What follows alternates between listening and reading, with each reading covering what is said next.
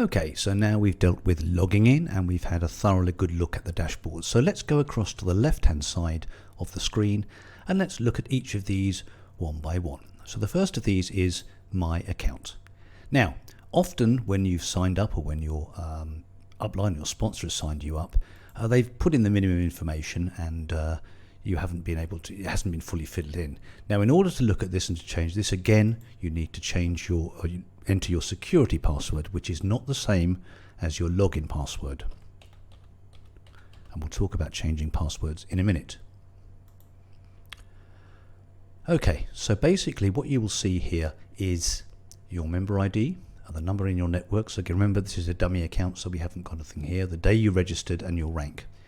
Now, working on down, it's quite important that you complete this full address and make sure you fill in every field. If you are, for example, 25 Cleveland Avenue, London, N12, you're going to need to put in the word, is it just a glitch in the system? You're going to need to put in the word London. So let's put in 27 Cleveland. Oh, that's a mistake there. Avenue. Okay. London. And we're going to put London in twice here because of that, just to be on the safe side. Okay. BH, which is actually Bournemouth, 126TR. Okay. And again, state province, need to fill that in again. So let's put in London again. And of course, the country is, in this instance, oh, I can't do anything with that. That says South Africa. That's because it's a dummy one. Okay, self pickup, no, which means it's delivery. Okay, if you put yes, then you don't need to fill in your address, but please do fill it in because it enables your country managers and head office to find out where people are in different parts of the country. For example, I'm looking after the UK and Europe, and if I'm going to be planning events and choosing an area of the country to hold those events, I need to know where my people are, particularly where my top people are, so I can make that venue as, if you like, convenient for them as possible. If most of my upline are in the north of England and the Midlands, say Birmingham, Manchester, Liverpool, Yorkshire, maybe down to Oxford, then I'm going to make sure that event is north of London. If most of them are in London or down on the south coast or the southwest, I'm going to move the event further down. So it enables us to get a really good idea of where you are so that we can assist you even better. So moving on down, self-pickup, yes or no. Generally speaking, put yes for that, even though sometimes it will be delivered, sometimes you'll pick it up.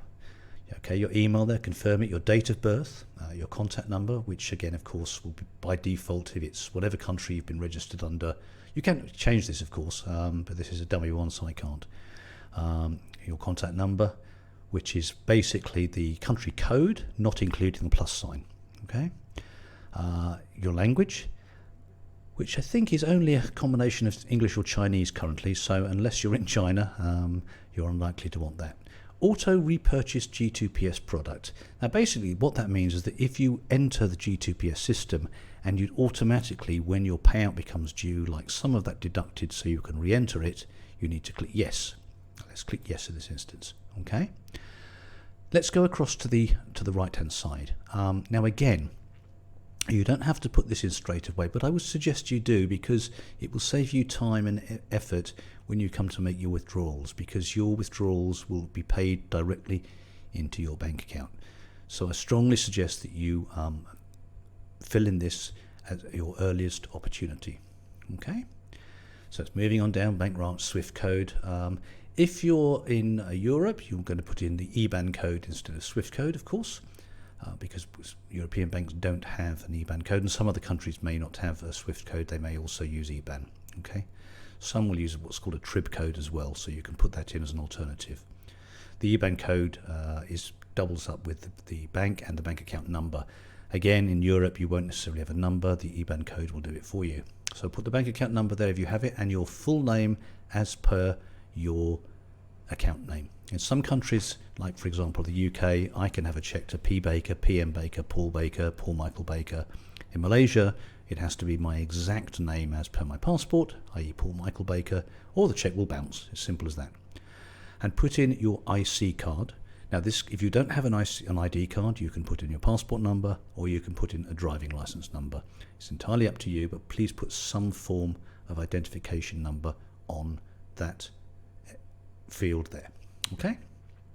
Now again, you can upload your image, and you can upload a bill, for example. This is all part of the KYC Know Your Client, which sometimes we will be asked to provide. We need to know who we're paying, and there's international laws covering that. So you can upload your image, and you can upload a valid addressed electricity bill, a telephone bill, a water bill, a tenancy agreement for rentals, something along those lines.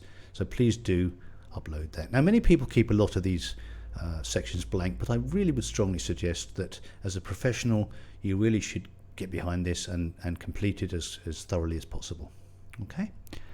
Okay, you don't need to worry about OmniChat. Again, this is something that a lot of the Chinese market use, so you don't need to worry about that at all. Okay, so that talks about our user profile, and it's quite important that you fill that in as soon as you can. So now we've had a good look at filling in your user profile under personal information. Let's move over to the left and let's look at the next heading, which is Upload KYC, which is very similar to part of the one we just covered. Now, of course, KYC stands for Know Your Client, and it is designed to allow transactions to take place internationally to avoid money laundering. So you can see here when you open the page up, and you'll need to put in your, normally you need to put in your security passcode as well. You can see that we have your username, your ID, which you're going to be using. If you don't have an IC card, that's fine. You can use a driving license or your passport, and you need to upload a copy of the image, the main page of that, or your driving license front and back. Similarly, if you're going to be asking for withdrawals to be paid into your bank account, we need to be assured that that is your bank account. So we need to have a look at your bank book or a copy of a bank statement which shows your name and the bank account number that you've given us that tally up, and then any remarks you might have about that. Then of course down here we have your security password, which you need to enter before you submit the details. And again, there is a history at the bottom here to show where you've been showing evidence to show that you are basically who you say you are. So going across to the left, we then move down to account login settings, and this is very straightforward, and this just enables you to change your password. You need to enter the old password once and then put your new password in and confirm it and click submit. Similarly, you can see account security settings. Remember, there's two passwords, a login password and a security password, and under account security settings it's basically exactly the same thing. Again, you need to enter your old password or your security password to get in there, and you do exactly the same. Enter your old password, put a new password and confirm the new password. I would strongly suggest that you change both passwords as soon as possible, because although head office has access to everybody's account, obviously, you really don't want other distributors coming in and transferring points from their wallet over to themselves and so on and so forth. It hasn't happened yet, but better to be safe than sorry. So do change your passwords as soon as you possibly can.